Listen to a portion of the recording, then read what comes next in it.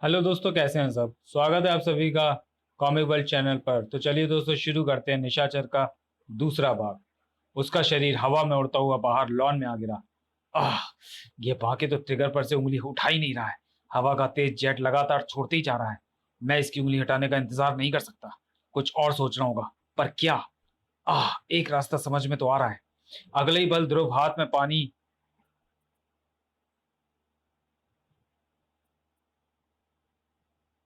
पटाने वाला हॉज पाइप लेकर बांके की तरफ लपक रहा था। अच्छा, तो अब तू पाइप से मुझे बांधेगा। आजा, बांध ले। मैं तुझे पहले ही उड़ा। अरे! ध्रुव वायु जेट की दिशा पहले से ही भाप कर झुक चुका था और पाइप का एक छोर गन की नली में घुस चुका था। नतीजा लगभग तुरंत ही सामने आ गया। पाइप के दूसरे छोर से निकले वायु जेट ने बांके को हवा में ही उड़ा दिया और इससे पहले कि वह संभल पाता, ध्रुव ने उसके होश उड़ा दिए और फिर वह साधना स्थल पर जा पहुंचा। ये रही आपकी मूर्तियां स्वामी जी, पर इस दूसरे गुंडे का हाथ कैसे फंस गया है? मुझे तो कहीं कोई शिकंजा नजर नहीं आ रहा। शिकंजा है ध्रुव, अच्छाई का बुराई पर कसा शिकंजा। पर फंसा कैसे ये तो बाद में बताऊंगा। पहले इसको छुड़ा तो लो। तुम सिर्फ इसके कंधे पर हाथ रख दो, यह छूट जाएगा। आश्चर्यचकित ध्रुव द्वारा कंधे पर हाथ रखते ही रतौंदा छूट तो गया ता, पर छूटते ही कोने में फंसे चूहे की तरह हमला कर बैठा। धन्यवाद, धन्यवाद। मुझे तुमको घूसा मारने का बड़ा मन कर रहा था। अगर तुम मुझ पर हमला नहीं करते तो ये आस मन में ही रह जाती। थैंक यू भाई, थैंक यू। टिश्यू। बांके की तरह रतौंदा भी अपने होश कायम नहीं रख पाया। इन दोनों का प्लान तो असफल हो गया स्वामी जी। भला उस चिड़िया का जिसने आपके आश्रम के एक साधु पर हमला होते देखकर मुझ तक इस घटना की सूचना पहुंचा दी थी। आपकी उलझन तो दूर हो गई, अब मेरी उलझन भी सुलझा दीजिए। इस गुंडे का हाथ कैसे फंस गया था और कंधा कंधे पर मेरा हाथ रखते हुए छूट कैसे गया? क्योंकि तुम्हारा स्पर्श होते ही इस गुंडे के शरीर में भी तुम्हारा सत्य प्रवाहित होने लगा था ध्रुव। और इस सत्य को पहचान कर इसके हाथ पर कसा शिकंजा खुल गया। यह गुंडा इस काले मोती पर लगे सत्य कवच के शिकंजे में फंस गया था ध्रुव। इस मोती पर सत्य कवच मेरे पूर्वज माया योगी ने चढ़ाया था और इस मोती के कारण ही इस आश्रम का निर्माण किया था, जो समय बीतने के साथ साथ इतना विशाल आश्रम बन गया है। पर इस मोती पर सत्य कवच क्यों चढ़ाना पड़ा? क्या है इस काले मोती में? बहुत पुरानी बात है ध्रुव, लगभग 3,500 वर्ष पुरानी। दुनिया वालों के दिल में धर्म पर से आस्था घटती जा रही थी। पाप धीरे धीरे पनप रहा था। इंसान के शरीर में दैवीय गुण भी होते हैं और असुरी गुण भी। उस वक्त दैवीय गुण दब रहे थे और असुरी गुण बलवान हो रहे थे। और इंसानों के दिल में पनपता इतना सा पाप काफी था उस काली शक्ति को अस्तित्व में लाने के लिए, जिसका नाम था निशाचर। निशाचर? हाँ, निशाचर, जिसमें पापों को सोखने की और फिर उनको कई गुना बढ़ाकर संसार में फिर से फैलाने की शक्ति थी। पूरी दुनिया में पाप बढ़ने लगा। पूरे संसार में लड़ाई और हमलों की वारदातें बढ़नी शुरू हो गई। उस वक्त इस संसार में भगवान का नहीं, बल्कि शैतान निशाचर का साम्राज्य फैला हुआ था। सिर्फ कुछ ही पुण्य पुण्य आत्माएं इस पाप के सैलाब से बची हुई थी, फैलाव से बची हुई थी। महान सिद्ध माया योगी भी उनमें से एक थे। उन्होंने निशाचर के साम्राज्य को खत्म करने का बीड़ा उठाया।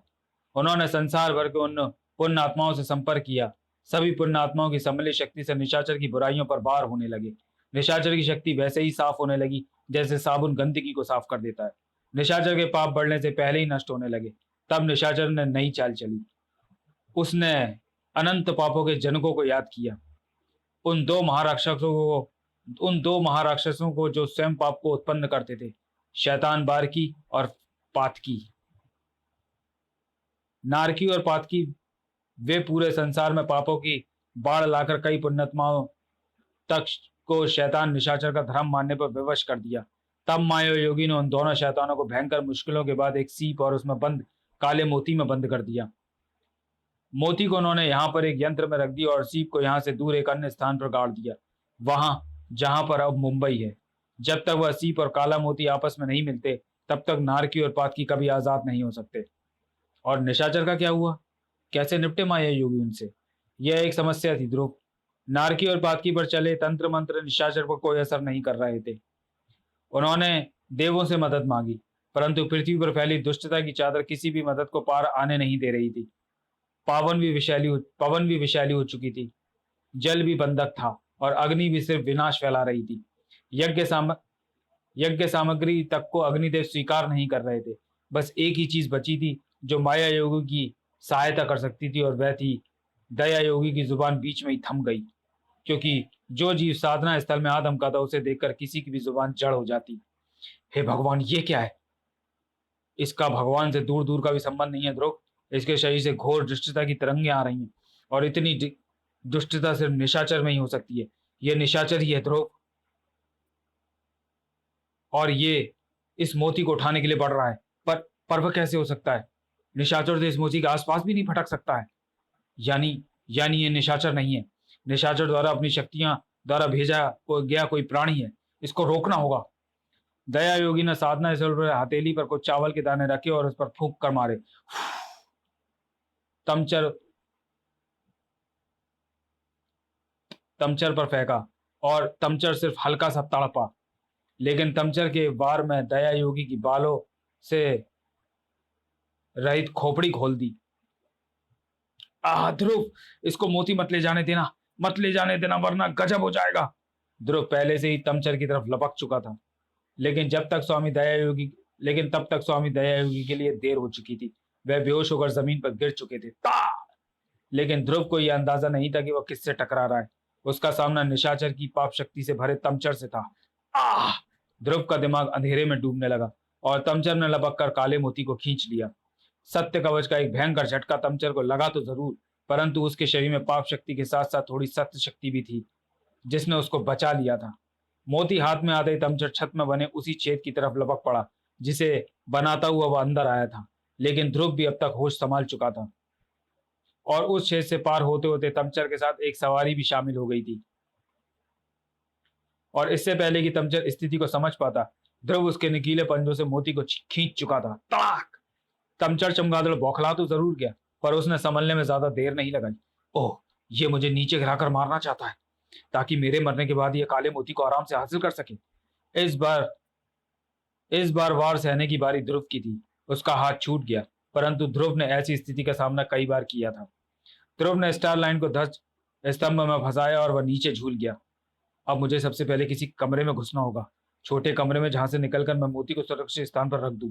और छोटा कमरा होगा तो ये राक्षस अंदर घुसकर भी अपने पंखों का इस्तेमाल नहीं कर पाएगा।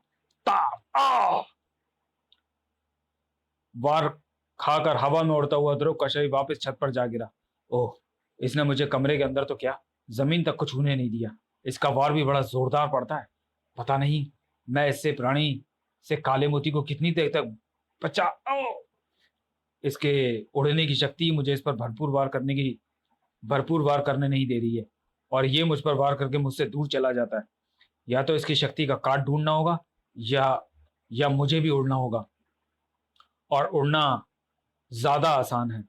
ध्रुव की कलाई से स्टार लाइन निकलकर छत के चारों कोनों पर लगे ध्वज स्तंभ पर कसकर एक आयत बनाने लगी। खट! और इस बार जब तमचर संभल कर ध्रुव की तरफ लपका, ध्रुव उसके लिए तैयार हो चुका था। इस बार तमचर भाग नहीं सकता था, क्योंकि ध्रुव भी इस बार उसके साथ ही उड़ रहा था, चाहे थोड़ी थोड़ी देर तक ही सही। अब तमचर मुश्किल में था, और निशाचर तक इस मुसीबत के संकेत पहुंच रहे थे। ओह, कौन है ये इंसान जो तमचर का भी मुकाबला कर रहा है? भयंकर सत्य शक्ति महसूस हो रही है मुझे उस इंसान में। हर वार के स्पर्श के साथ तमचर में भरी मेरी पाप शक्ति धीरे धीरे नष्ट हो रही है। ऐसे तो तमचर थोड़ी देर में मेरी पाप शक्ति से रहित होकर फिर से एक मामूली चमगादड़ बन जाएगा। मुझे कुछ करना होगा। हाँ, अपनी चाल को बदलना होगा। मुझे उस सत्यनिष्ठ इंसान को आश्चर्यचकित करना होगा, चौंका देना होगा। ध्रुव सचमुच चौंकने वाला था, क्योंकि तमचर को शिकंजे में लेने के बाद वह समझ रहा था कि उसने मैदान मार लिया है। बस, अब तू मेरे शिकंजे में आ गया है। इंसान हो या शैतान, सांस के बगैर कोई नहीं जी सकता, और मैं तुझे तभी छोड़ूंगा जब तेरा दम घुट जाएगा। ध्रुव ये नहीं जानता था कि निशाचर जैसे कुछ प्राणी बगैर सांस के भी जी सकते हैं, पर फिलहाल तो उसके शिकंजे में सांस लेने वाला प्राणी तमचर फंसा था, और उसका दम घुट रहा था।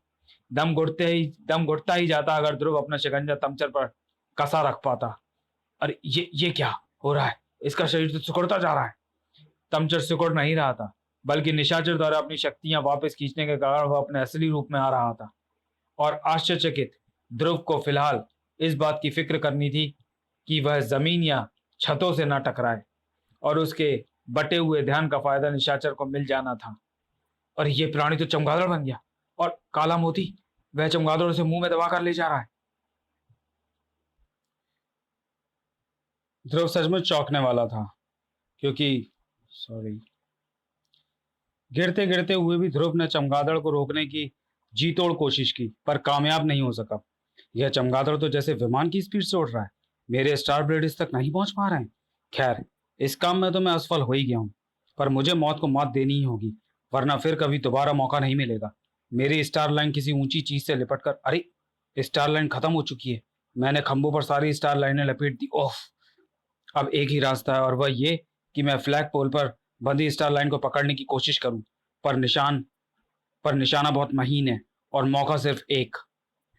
हवा में शरीर को मोड़कर दिशा देते हुए ध्रुव का शरीर स्टार लाइन की तरफ ओर बढ़ा, और एकाएक रुकने के झटके ने ध्रुव के शरीर को हिला दिया। आह, स्टार लाइनों का इस्तेमाल जरा ध्यान से करना पड़ेगा। आज तो बाल बाल बचा। सबसे पहले स्वामी दया योगी को जाकर बताना होगा कि मैं असफल हो गया। वह प्राणी काला मोती ले जाने में सफल। अरे, स्वामी जी को क्या हुआ? और आप कौन है? मैं आश्रम का डॉक्टर हूँ ध्रुव। इनके सिर पर बाहरी चोट लगी है। फिलहाल ये बेहोश हैं, पर मुझे डर है कि दिमाग में लगी चोट के कारण ये कोमा में भी जा सकते हैं। ओह, यानी इनके जल्दी होश में आने की संभावना कम है। पक्की तौर पर कुछ कहा नहीं जा सकता ध्रुव, पर इनको ये चोट लगी कैसे? छत कैसे टूटी? ध्रुव ने डॉक्टर को संक्षेप में पूरा घटनाक्रम सुना दिया। ओह, वैसे दोनों चोरों को तो हमने बंद करके पुलिस को बुला लिया है, पर तुम्हारी चमगादड़ वाली कहानी समझ में नहीं आई। समझ में तो मुझे भी नहीं आई डॉक्टर, पर सच्चाई यही है, और इसको स्वामी जी के अलावा और कोई नहीं समझा सकता।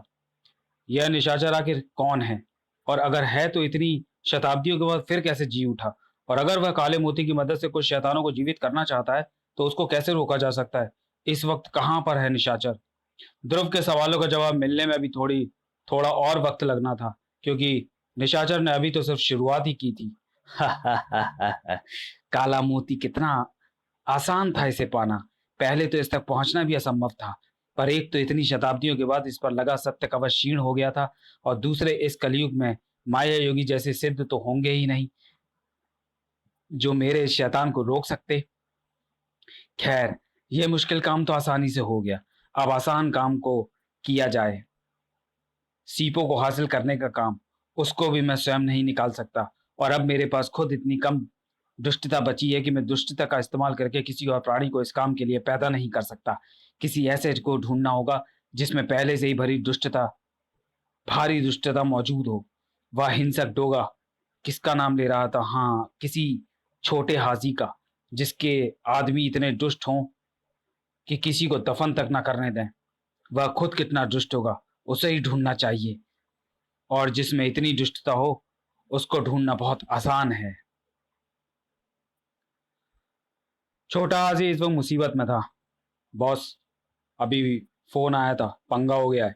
डेविड को दफनाने वाले को डराने गए हमारे दोनों आदमियों से डोगा ने डोगा ने आपका नाम और आपके छिपने की जगह उगलवा ली है। अब वह किसी भी वक्त यहाँ पर पहुंचता होगा। पुलिस सायरन की आवाज आ रही है। लगता है कमीने ने इन्फॉर्मेशन पुलिस को पास कर दी है। पर बॉस, डोगा तो हमसे खुद ही निपटना चाहता है, फिर उसने पुलिस को बीच में क्यों डाला? उसको डर होगा कि उसके आने तक हमको खबर मिल जाएगी और हम यहाँ से सड़क जाएंगे, इसलिए उसने पुलिस को इन्फॉर्म कर दिया। थोड़ी देर में वह भी यहाँ पर जरूर पहुंचेगा। छोटे आजी, पुलिस ने तुमको चारों तरफ से घेर लिया है। भागने की कोशिश बेकार है। अब हमारे पास तुम्हारे खिलाफ केस भी है और सबूत भी। हाथ ऊपर उठाकर बाहर आ जाओ। हम 10 तक गिनेंगे, फिर गोली चला देंगे। अब हम क्या करें बॉस? हम चारों तरफ से घिर चुके हैं। हम भाग नहीं सकते। अगर हम भाग नहीं सकते तो ये पुलिस भी नहीं भाग सकते। पुलिसिए भी भाग नहीं सकते। रॉकेट प्रोपेल्ड ग्रेनेड मारो इन पर। अगले ही कुछ पलों बाद पुलिस का घेरा टूटने लगा। बम! लेकिन पुलिस भी पूरी तैयारी के साथ आई थी। इनको चेतावनी दे दी गई थी, पर यह हमको वही पुरानी सेल्फ लोडिंग राइफल वाली पुलिस फोर्स समझ रहे हैं। इनके हमले का जवाब दो। रॉकेट लॉन्चर निशाने पर तन गया, दगा, और कमरे की दीवार में एक बड़ा छेद हो गया। ओह, रॉकेट लॉन्चर भी लाए हैं। हमने ही इन पर हमला करके इनको अपनी जगह का रास्ता दिखा दिया है। अब हम क्या करें बॉस? करना क्या है? मुकाबला करना बुद्धिमानी नहीं है। भागने की कोशिश करते हैं, पुलिस का घेरा एक तरफ से तोड़ते और वहीं से भाग लेंगे, ठीक? मारे जाओगे सबके सब। कौन कौन कौन हो तुम? यहां तक कैसे आ गए? बेकार के सवाल छोड़ो। मैं तुम सबको यहां से निकाल सकता हूँ सुरक्षित, पर बदले में तुम लोगों को अपनी आत्माएं मुझे देनी होंगी। आत्माएं? यानी तुम हमें मार डालना चाहते हो? नहीं, इसका सिर्फ इतना सा मतलब है कि अब से मैं, यानी निशाचर, तुम्हारा भगवान होगा। तुम सब मेरी पूजा करोगे और मुझे शक्ति दोगे। पता नहीं क्या बोल रहे हो, पर अगर तुम हमको पुलिस घेरे से बाहर निकाल लो तो हम तुमको ऐसे ही भगवान मान लेंगे। निकाल तो मैं तुम लोगों को ऐसे ही दूंगा, पर ऐसे तुम मेरी शक्तियां नहीं देख पाओगे। शक्तियां देखोगे तभी तो भगवान मानोगे। देखो, पापों के शहंशाह निशाचर की शक्ति। निशाचर की उंगलियों से निकलती आग की लहरें पुलिस घेरे की तरफ लपकी और वाहनों तथा इंसानों को नष्ट होने से सिर्फ कुछ ही पलों का समय लगा। कमाल है, आप तो सचमुच हमारे भगवान हैं। बताइए, हमको क्या करना है? हम हर काम के लिए तैयार हैं। अभी नहीं, अभी सुबह हो गई है, अभी मेरा काम नहीं हो पाएगा। खैर, काम तो आज सूरज ढलते भी हो जाएगा। फिलहाल तो मैं तुम लोगों को यहाँ से निकाल निकाल ले चलता हूँ, क्योंकि थोड़ी ही देर बाद तुम लोगों को फिर से घेर लिया जाएगा। आओ, मेरे लवादे में आ जाओ। सम्मोहित से छोटे हाजी के आदमी लवादे के अंधेरे में प्रविष्ट होने लगे और उसी अंधेरे में लुप्त होने लगे। थोड़ी ही देर बाद वहां ना तो छोटे हाजी और उसके आदमियों का कुछ पता था और ना ही निशाचर का कोई निशान था। जब तक डोगा वहां पहुंचता तब तक पुलिस वालों की लाशें भी हड्डियों के ढांचे में बदल चुकी थी। ओ ये क्या, छोटे हाजी के पास ऐसा कौन सा हथियार है जिसने उसने पुलिस वालों का ये हाल कर दिया? जाओ दोस्तों, पूरी इमारत के गोदामों का चप्पा चप्पा छान मार डालो। ढूंढो उस हलकट को। 5 मिनट बीतने के पहले ही पूरी इमारत का चप्पा चप्पा छाना जा चुका था। कहीं नहीं मिला। ओह, यानी डोगा को उसकी बोटियां नचवाने का आनंद नहीं मिलेगा। खैर, यह दावत मुझ पर उधार रही दोस्तों। आज नहीं, फिर सही। अब यहां से फटाफट निकल लो, वरना इल्जाम डोगा पर ही आएगा। चलो। इस रात ने कई मांगों का सिंदूर नोचकर सुबह के सूरज पर पोत दिया था, लेकिन यह लाल सूरज मुंबई के माथे पर दहकती बिंदी की तरह चिपक कर कई जलते मुहाने छोड़ जाने वाला था। और फिर वहां पर मुझे पुलिस वालों की जली लाशें मिली। मेरे पहुंचने तक भी लाशें हल्की फुल्की सुलग रही थी। ऐसा अब तो मैंने ऐसी आग तो मैंने कभी नहीं देखी। ठंडी आग थी वह। पुलिस वाले तो झुलस गए थे, पर उसे छूते ही मेरी आत्मा तक ठंड से कांप उठी। पर छोटा हाजी वहां नहीं मिला। ना तो मुझे निशाचर के बारे में कुछ ज्यादा पता चला और ना ही छोटे हाजी के बारे में। उसका वक्त अभी नहीं आया है नहीं आया होगा सूरज। जब उसका वक्त आएगा तो वक्त अपने आप उसको तुम्हारे सामने खड़ा कर। अरे, जिम में से ये आवाजें कैसी आ रही हैं? जिम में प्रवेश करते ही दोनों चकित रह गए। अरे अरे, ये क्या कर रहे हो? कौन हो तुम लोग? जिम में तोड़फोड़ क्यों कर रहे हो? रुक जाओ। अपनी चेतावनी का असर न होते देखकर सूरज अपने आप पर काबू नहीं रख पाया, लेकिन अदरक चाचा का दिमाग हमेशा की तरह ठंडा था। रुक जाओ सूरज, क्या तुम अपने पड़ोसियों को ही बताना चाहते हो कि तुम डोगा हो? पड़ोसी? अरे हाँ, इन लोगों को ऐसी हरकत करते देखकर तो मैं इनको पहचान ही नहीं पाया। ये तो शर्मा जी हैं, विनीत है और सूबेदार सिंह। इनको एक जिम में तोड़फोड़ करने की क्या सूझी? ये तो यही बता सकते हैं। बताना क्या है, हमारा तोड़फोड़ करने का मन हुआ तो हम तोड़फोड़ करने लगे। पहले अपना घर तोड़ा, बीवी बच्चों को मारा, फिर बाहर निकल पड़े।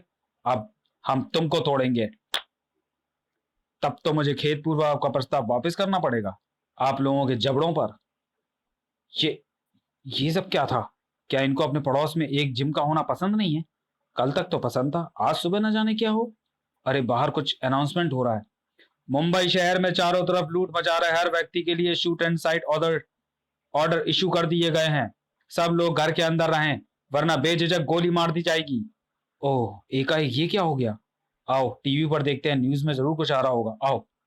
टीवी पर जो कुछ भी आ रहा था वो रोंगटे खड़े कर देने के लिए काफी था।